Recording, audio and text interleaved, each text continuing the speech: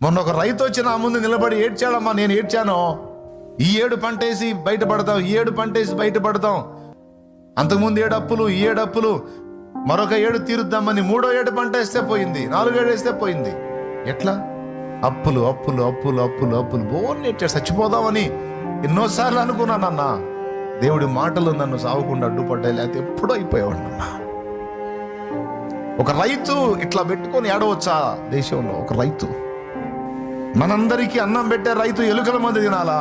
మనందరికీ ఆహారం ఏర్పాటు చేసే కష్టపడి మనకి చెమటోడ్చి ఫుడ్ను అందించే రైతు విషం తినాలా? ఏది మరి రైతుకి? సరే, దిగుబడి వచ్చిందా? రేటు ఉండదా? రేటు ఉందా? దిగుబడి రాదా? ఎంత సమస్య!